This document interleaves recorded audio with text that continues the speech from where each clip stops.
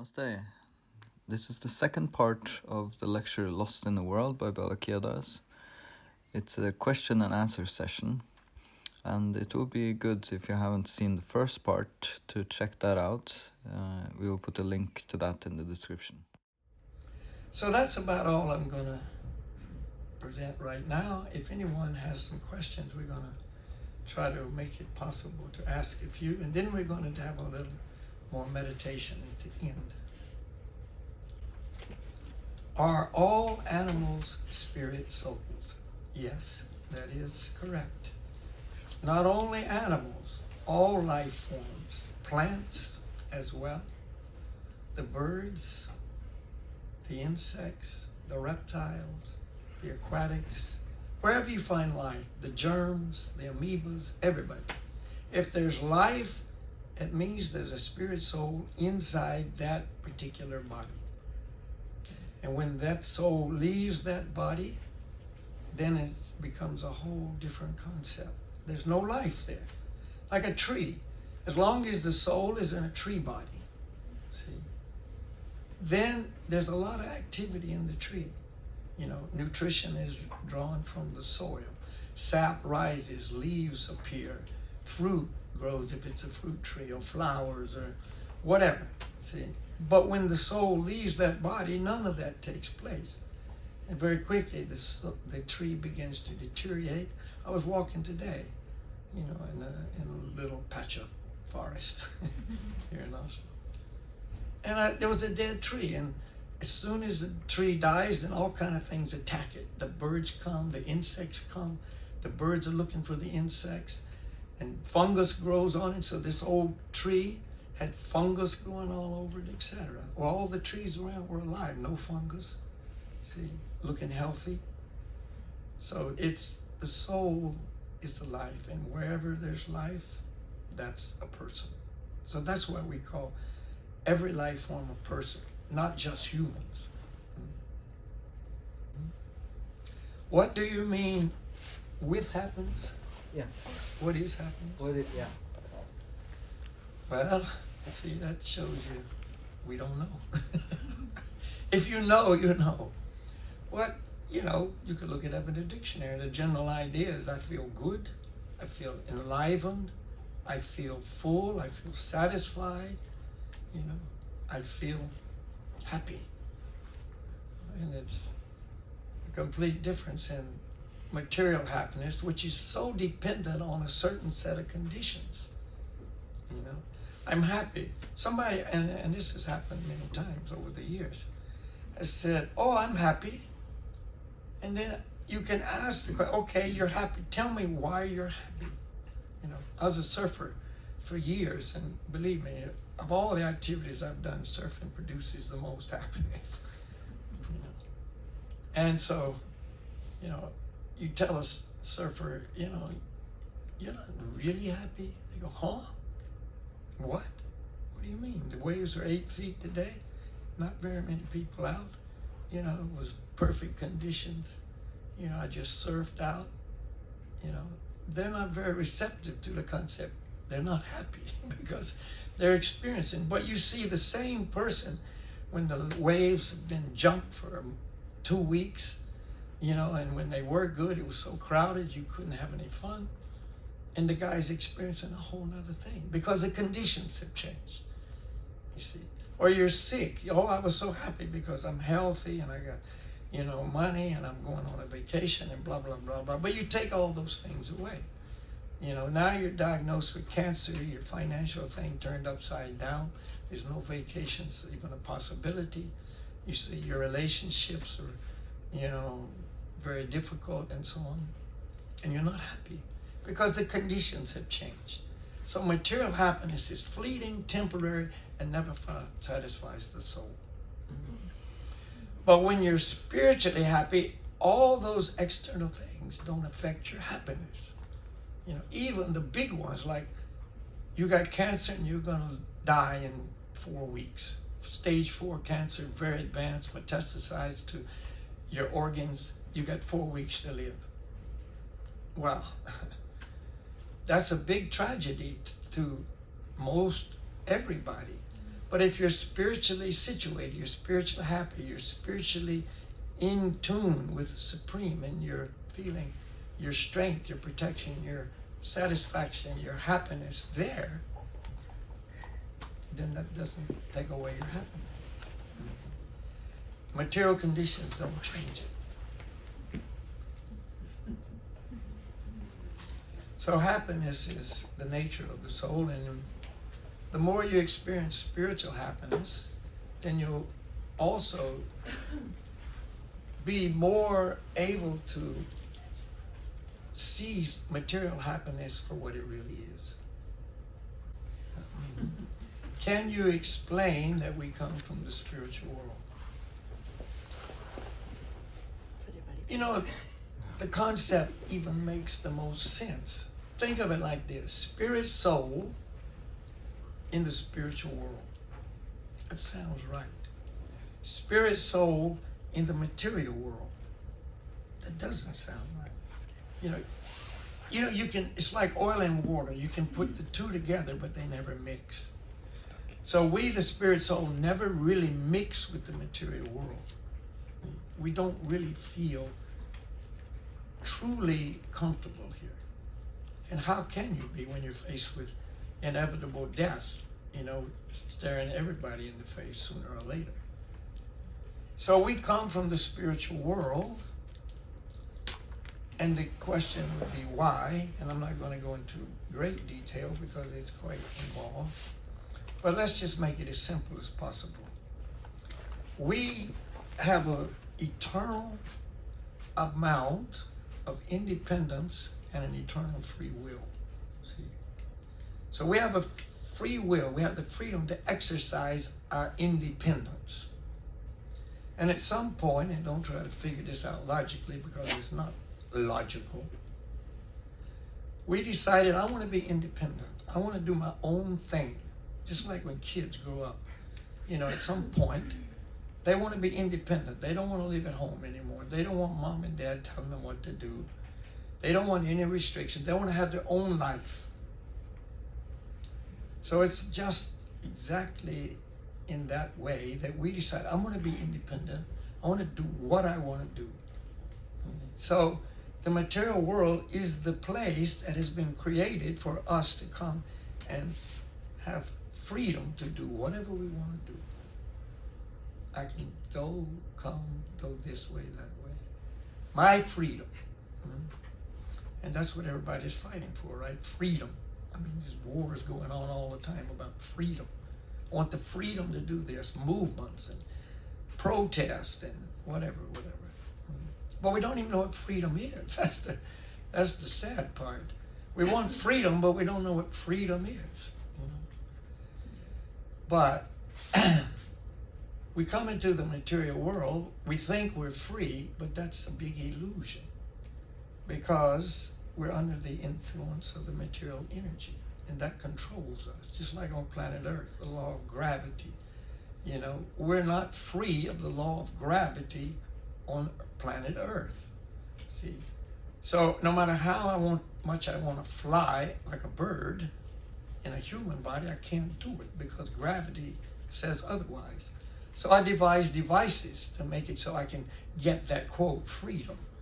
You know, parasails and, you know, airplanes and so on, but they don't feel so free. But parasails where you got your wing and you go high and you run and you know, it lifts you up and you're free, you see. But that's not freedom.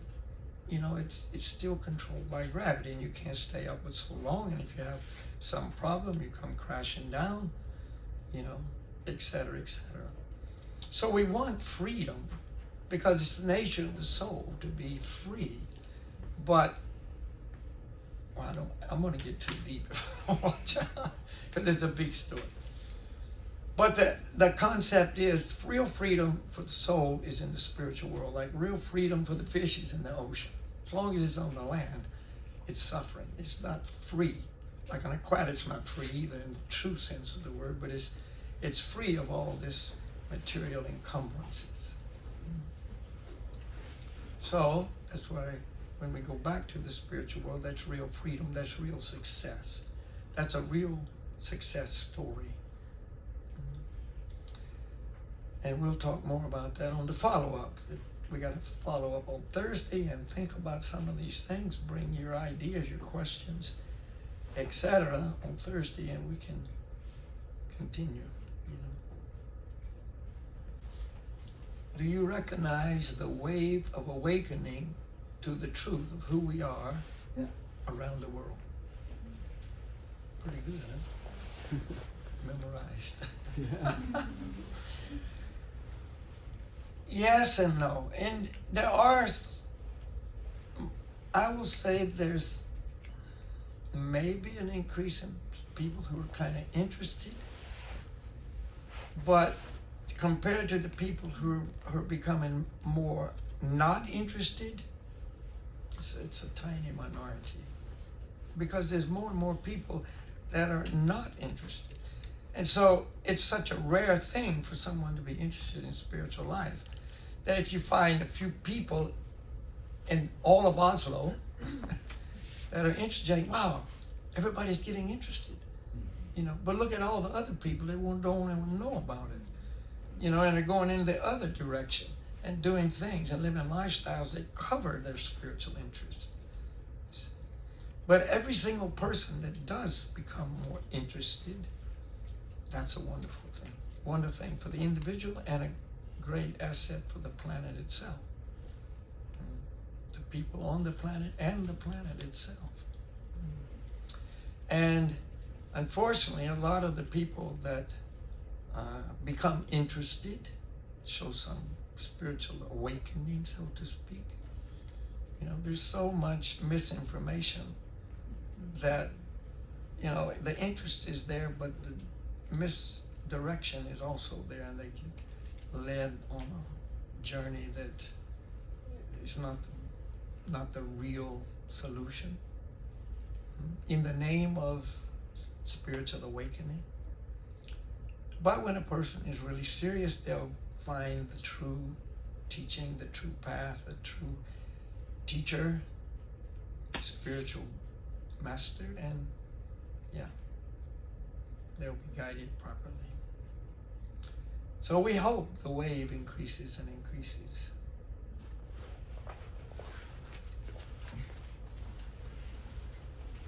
We all think we have bills to pay, or we must pay them.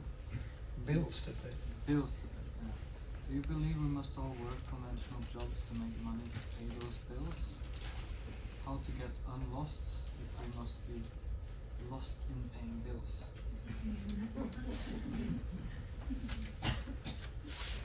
Anyway, we're buried in bills. And do we have to work to pay these bills? And how do we get unlocked from the bills? Is that the idea? How to get unlost if we all must be lost in paying bills? Yeah. I guess, yeah. Well, who created all this? The people. Well, I don't know. Politicians. But we have created a society that's desperately, overburdening the citizens with bills, debts. And our lifestyles that we've chosen to lead have become so expensive. You got to work yourself to death just to live what is called a normal life. And now everybody suffers because of this. Now, if a person, say two people are married, both have to work to make enough money to pay the bills. And so the kids are left without a parent or parents, really. When I grew up, it was much simpler. And, I grew up on a farm, and it was a very simple life. We didn't have a lot of assets. We were poor. We weren't rich by any means. We were poor, but we were okay with that. And it wasn't the struggle as it is now. And everybody was much happier, I can tell you. And mother stayed at home and took care of the family at home. The dads were out working. Everything was kind of as it should be, although that's frowned upon now. That's seen as a backward movement. But I lived then, and I'm here right now, and I can tell you it was a much better lifestyle. And it made it possible, this is connected with that, it made it possible for people to have more interest in spiritual life. Really, there was much more interest then than now. You say a wave of spiritual awakening. But when I grew up, there was much more spiritual interest in society than there is now. And it controlled society. It wasn't just an airy-fairy idea of, some cosmic stuff. I mean, it was people's lives were lived according to a spiritual guided structure, and the society was much, much better. Much, much better. And you can argue against that or whatever, but I've been in both situations and I know which one was better.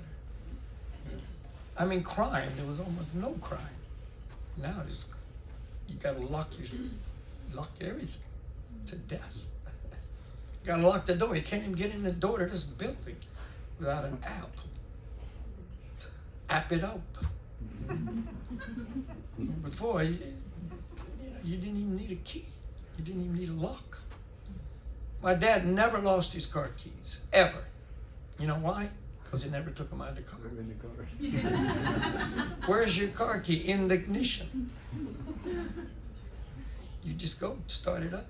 You never lose your car key. That's true. And now you got 5 alarm systems and a Doberman inside. So it's, yeah. Anyway, I don't know where that went, but you got to work to pay the bills. You don't want to work so much, then cut down your expenses. Go somewhere it doesn't cost so much to live. There's a few places left. The things we think we can't live without, you can. Food, little shelter, and water is all you need. And air. I couldn't live like that. Well, it's cheaper. See, do you need that really expensive car? Do you need, those items that you can't live without? Do you need that cell phone? Yeah, to get in the building. Oh, okay.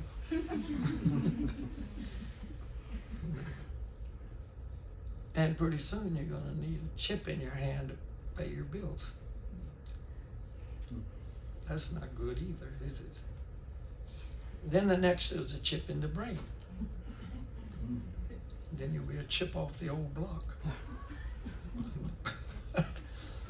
Anyway, do what you got to do. Simplify as much as you can. The Vedic teaching is simple living, high thinking.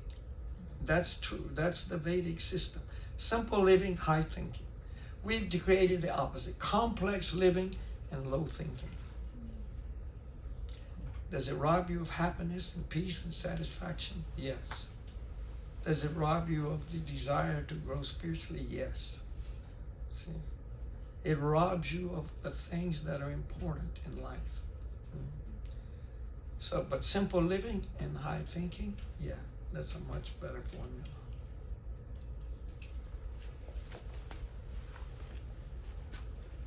Do you have any personal recommendations on books or songs or more mantras?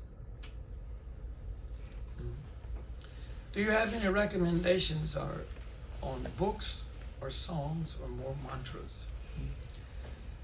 The books that we recommend are the books that we study. We know they're authorized and bona fide. There's so many esoteric books. I mean, the unbelievable number.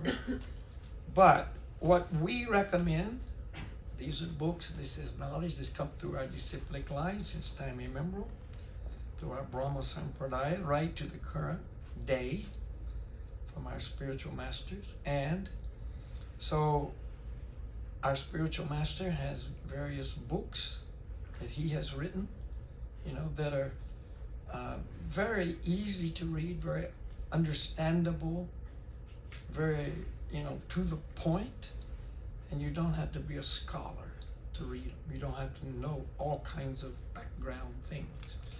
There's the Bhagavad Gita as it is, which is, it's an advanced scripture, but if you read it slow and you really have spiritual interest and are, and are receptive to spiritual truth, it's golden. It's amazing. It's known as the supreme book of yoga.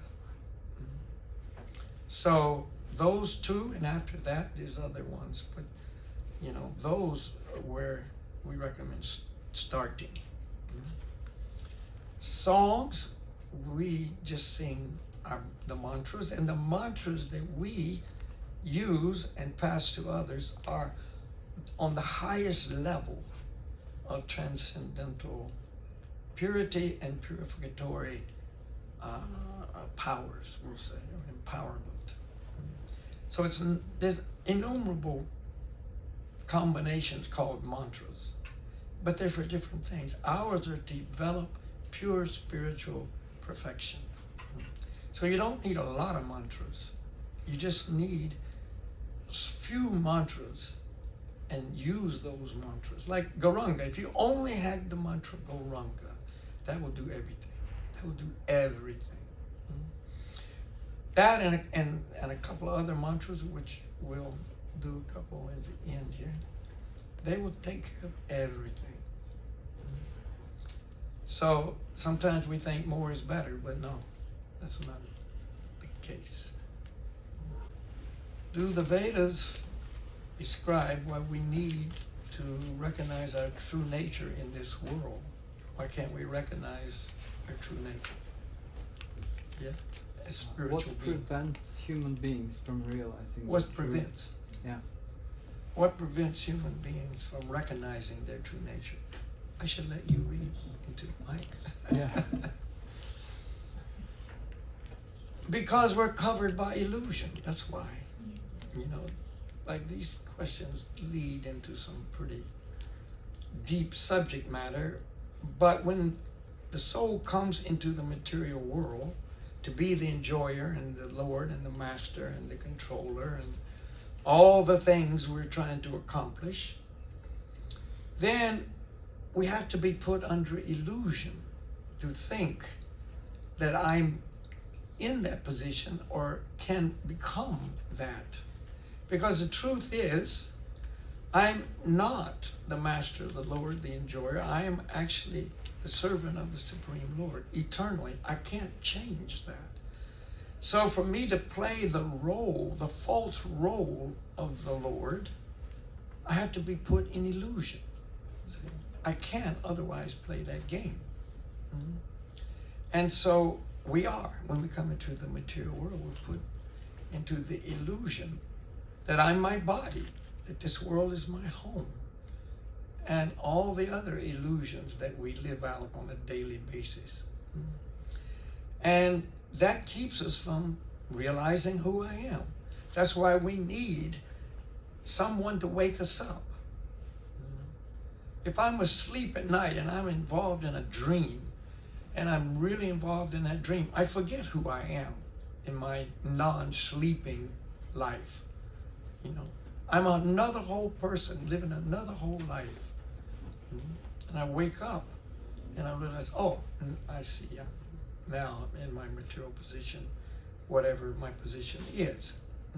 So we're in that dream, playing numerous roles in that dream, one dream after another after another.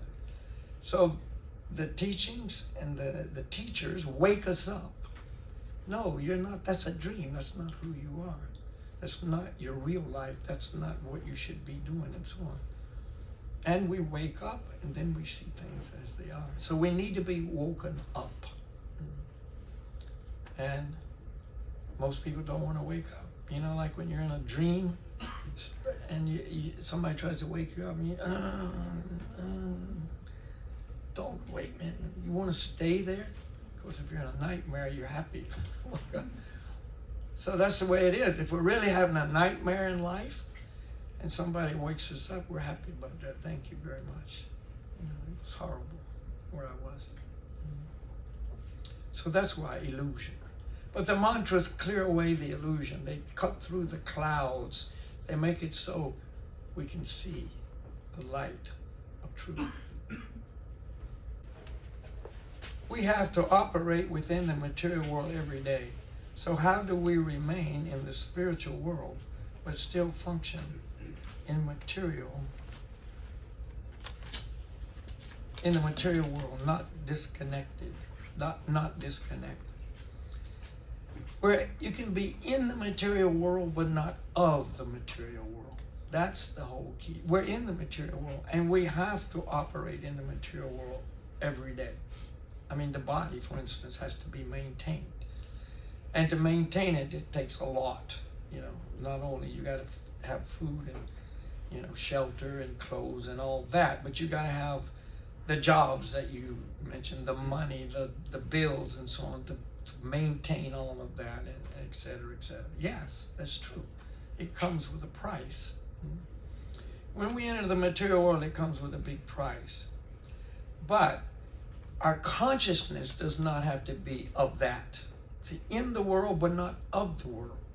If I'm of the world, I have my material consciousness. I'm a materially conscious, I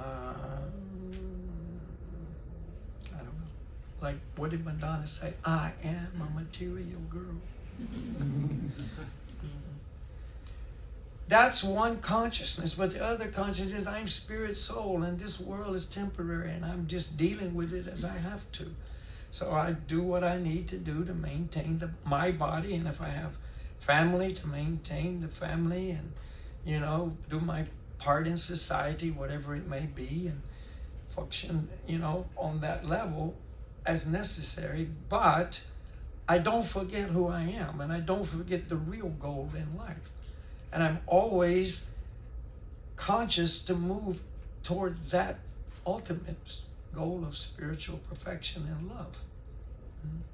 So it's this. You may look at two people doing the same thing, but one is in material consciousness and the other is in spiritual consciousness. So the reason they're doing it, the consciousness they're doing it with, their values in life, their motivation in life is completely different. But they look the same externally. Two people working in a factory side by side, they're both doing the same thing, but one is on a spiritual level and the other is on the material level. It's a relationship. We got to develop relationships. You know, the whole world is nothing but, whole life is nothing but a series of relationships. You can't get away from relationships. You know, that's just the nature of the soul. Once again, the nature of the soul. So, spiritual cultivation of relationship between the individual soul and the supreme soul, making it a reality and operating on that level, and then the relationships with other people that are doing the same thing and so on is a whole other dimension of relationships. How do we cope with being surrounded by people being in the material world? That is, everyone on phones. Yeah, that's what the movie was about. Wasn't it? He was crying. He couldn't break through. He was lost in that thing. But again, with your spiritual strength, connection inside, see, you can cope with anything. Not just what you mentioned, but anything. The phones, the people, the consciousness, the diseases that may come your way, the struggles of whatever, you cope with all of that because there's an inner strength that's infallible. Without that, you can't cope, and people aren't coping, and that's why the world is filled with people that are having really, really big struggles. Not only physically, physical is one thing, but mental is the other one, and that's the big struggle. And the world is, you know, filling up more and more with that dimension. See, people struggling so hard in the minds and in the heart. It's a spiritual solution. I'm telling you, it's a spiritual solution, and without that, there is no solution. You may flip it one way or another. It gets better, it gets worse. Seems like it's okay. It's the same thing, and you take birth again, and it starts all over. That's not a solution. So, spiritual solutions are the only solutions. Is there another one? There's 4 more. 4 more. Yeah. Sorry, guys, I didn't do this. It's not my fault. Are we, it's kind of hard to read. Are we reaching 5D consciousness? What, Are we reaching yeah, flight? what can we do to prepare for that? Are we reaching 5D consciousness? What can we do to prepare for that? Yeah. Where did 5D come from? From those who think we need it, right? You need 5D, whether you like it or not. We can't stop it. You know, and it's been documented the adverse effects it has on the mind and the body. How can you prepare? You know, it's, again, spiritual endeavors. You see, that's the only solution. I don't know what question you could ask. The solution is spiritual. You know, whatever material things you can do. You know, there's a place in America where they don't allow 5D, G, 5, did you say 5D or G? D. 5D. Oh, I was thinking 5G. I guess that answer sounded weird, huh? 5D consciousness. You mean fifth dimension consciousness? I don't know what you're thinking about when you're thinking 5-dimension consciousness. But how you prepare for anything is become spiritually involved, spiritually connected, spiritual growth, spiritual satisfaction. That's how you prepare. And the mantras are the preparation. Okay, we're losing people. We got to continue. Do viruses have souls? No, viruses don't have souls. That was a quick one. Has a soul always existed? Where do souls come from? Souls are eternal. That means they always existed. And eternal, you can't figure it out with your material mind, because the mind is material and it's limited in its ability. You can't understand eternity with a temporary mind. So we've always existed. They didn't come from anywhere. Can you imagine that? No. See, you can imagine never ending, but you can't imagine never beginning. But that's the eternal nature of the soul. We came from the Supreme Soul, but again, it's always been like that. We're parts and parcels of the Supreme. Could you please tell me at least the first 4 steps that I need to do in my life to get closer to a spiritual path? The first 4 steps to get closer in my life to a spiritual path. Chant mantras, chant mantras, chant mantras, chant mantras. It's true.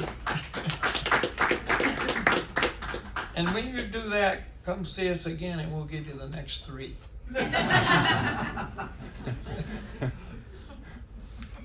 But the first 3 steps in devotional bhakti spiritual life is hearing, chanting, and remembering.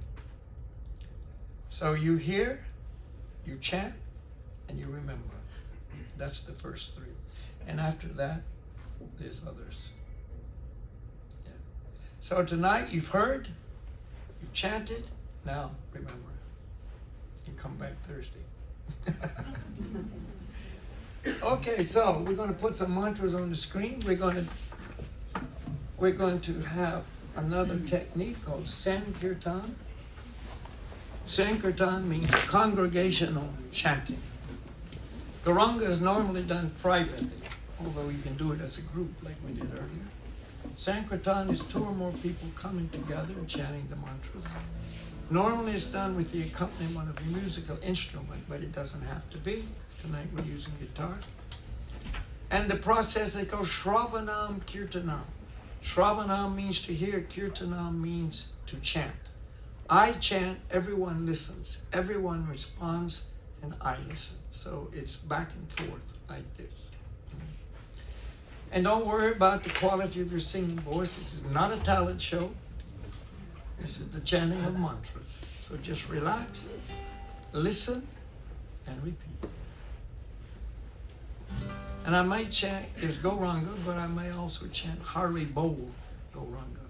And the other one is Haribo Nitai Gaur Haribo. Very easy.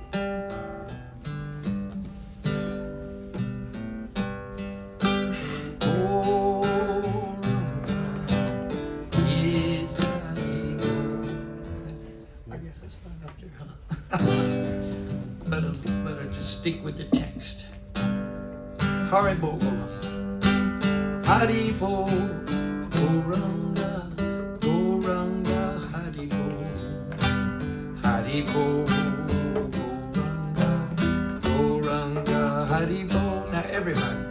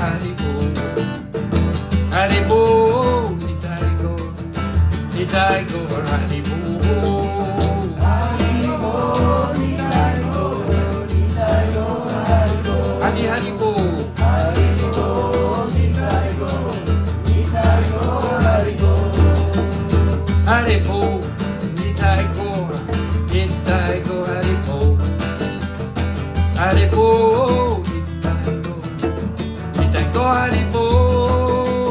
Haribo, Nitaigo, Nitaigo, Haribo. Haribo, Nitaigo, Nitaigo, Haribo. Haribo, Nitaigo, Nitaigo, Haribo. Haribo, Nitaigo, Nitaigo, Haribo.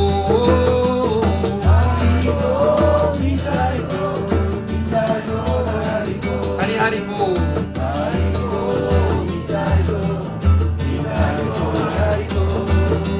Goranga, Goranga, Goranga, Haribo, Goranga, Goranga, Goranga, Haribo, Goranga, Goranga, Goranga, Haribo, Goranga, Goranga. Goranga, Goranga, Goranga, Haribo. Goranga, Goranga, Goranga, Haribo. Goranga, Goranga, Goranga, Haribo. Goranga, Goranga, Goranga, Haribo. Goranga, Goranga, Goranga, Haribo. Goranga, Goranga, Goranga, Haribo. Goranga, Goranga,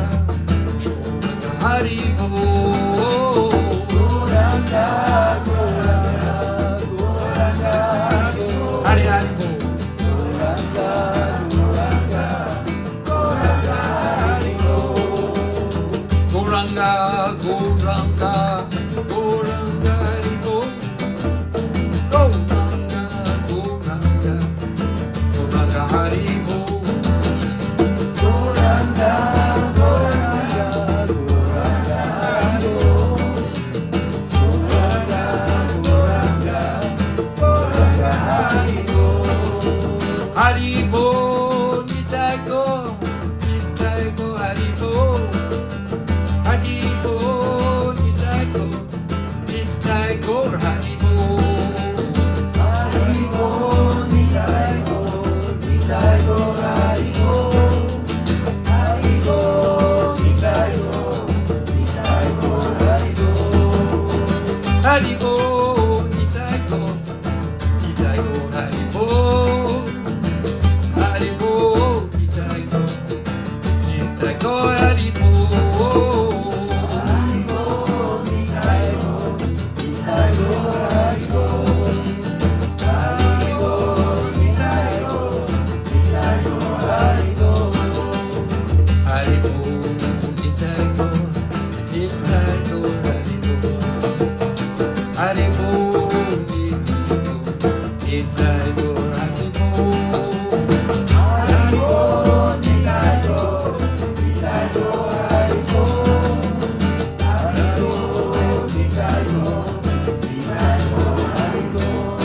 Nitaigo,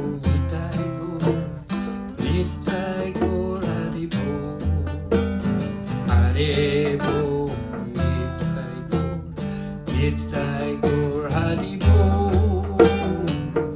Haribo, Nitaigo, Nitaigo, Haribo. Haribo, Nitaigo, Nitaigo, Haribo.